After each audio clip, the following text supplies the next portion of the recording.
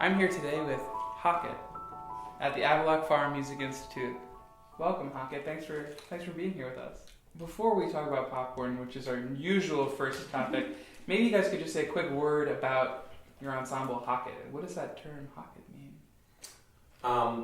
Hocketing is a musical term for when two voices interlock rhythmically to create a single line.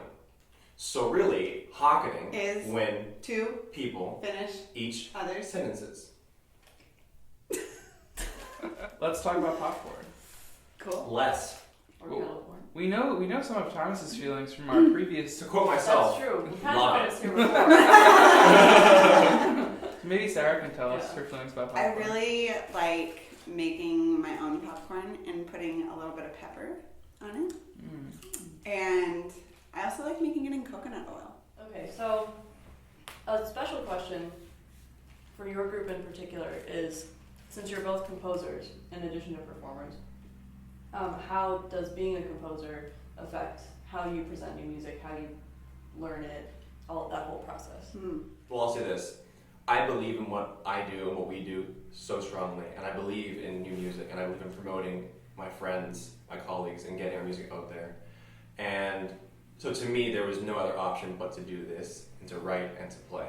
But I think it also really affects, and Thomas and I talk about this too, it affects us, and if I can say this, as composers, because we try to write music that kind of feels good to play. You know, like I very much think about when I'm writing what a performer will be thinking or feeling. I can say two things based on that. First is I definitely agree, and for me, I'm constantly inspired by what I play.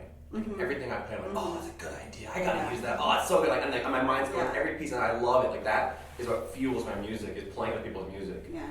The other thing, to go back to what Sarah said, one thing we do talk about a lot is how to make sure a piece on its first listen gets the best sell possible.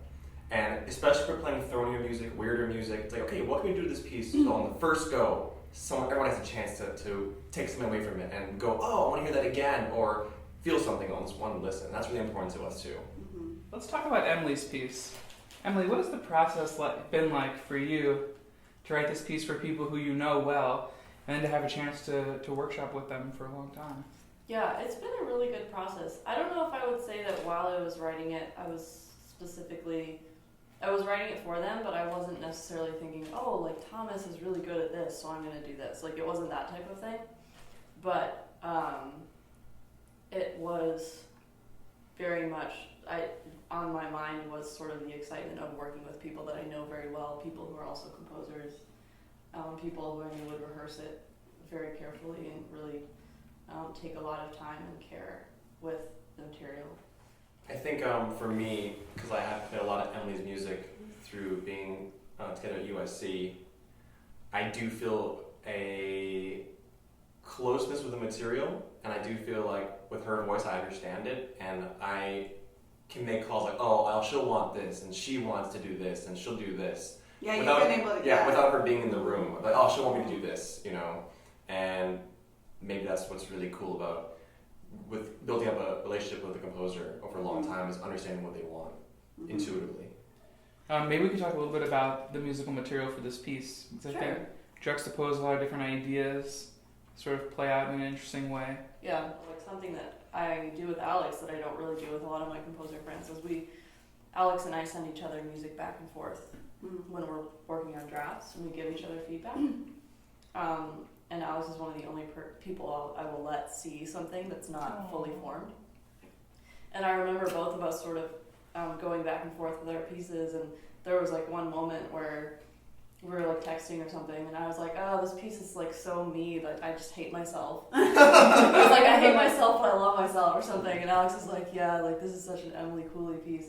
So like bringing it back to the material, the piece it uses this little musical, Alex referred to it as an Easter egg, this musical nugget of this little sort of music box sounding melody, which has appeared in other pieces, because I tend to get fixated on one sort of idea and it works itself out in multiple pieces. So this piece has that in it, and I don't know how to explain it. It's very precious material to me. It definitely means something emotional. That's why I use it, and that's kind of what the piece is centered around. It's a great lick. Thanks, Really Sarah. Take me through your process, because you pretty much wrote your 3 movements in order, right? Sort of. I did, yeah. And so take me through the process of doing that, because you worked on a sort of a larger scale piece than I did for this. Well, first I wrote the first movement, and then... Well, actually, no, I mean, I came up with the idea for the second movement was one of the first ideas I had. I mean, a lot of times when I start a piece, especially a bigger piece, I'm sort of scared to just jump in a little bit. And I think like a big part of my compositional process at the beginning of writing a piece is kind of like acquainting myself with the world and kind of like getting ready to just be like, okay, this is what the piece is going to be about, this is the material, and then going for it. And so I spent like, maybe months just kind of like sketching different ideas and listening to a lot of music and studying a lot of forehand repertoire and just kind of like, well, what if I did this thing where I have like a really big G minor chord and a big chromatic scale? I mean, I didn't do that, but that was one of the things that like I was really psyched about for a few days. I was like, this could be really good. And one of the material that ended up becoming the second movement was one of the pieces of material that I was really psyched about and I kept coming back to in that sketching kind of process. So I had the sketching process and had this bit of material that ended up becoming the second movement. I think I came up with that somewhere early on. And then I came up with this material that ended up being the first movement, kind of ran with it and saw where it took me. Came back to the second movement material. And then the third movement kind of wrote after that, thinking about where the piece had been and just kind of, at that point I felt very immersed in the sound world of it.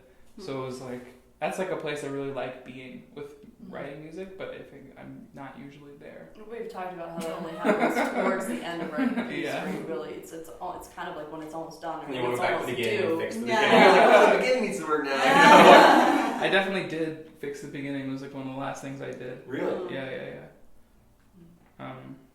Composing music is like a process. It's hard. Is there a programmatic element to your piece? Ooh, no. There isn't. I don't think so. Not a very specific. I mean, I think all of my music is about death. Are you serious? Yeah. Yeah. I'm afraid It so. really is serious. I guess I think of the piece as sort of coming to life and then like kind of receding. But I think that's something that's like a thing I think about a lot though. Just like what was sort of in your mind as you were writing this piece specifically, knowing that they would?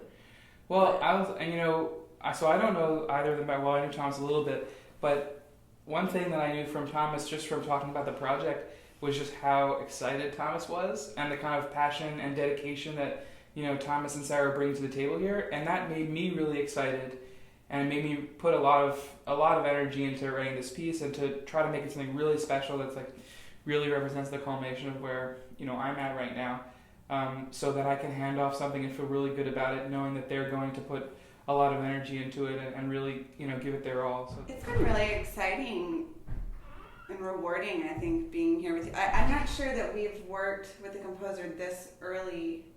No, we haven't. Yeah. I think it's been really valuable. I know it's been really valuable just to kind of have like the even plane of like, we're all coming at this together. And like, I know that we were visualizing your music, you guys were visualizing us playing your music. And I think that's really, that's definitely helped me in the learning process a lot. well, thank you guys so much for being here with us, Yeah. for talking with us, for playing our music. And for eating popcorn. Yes, most of all for eating popcorn. Yeah. Fresh, really fresh. Wow. That was delicious. Yeah.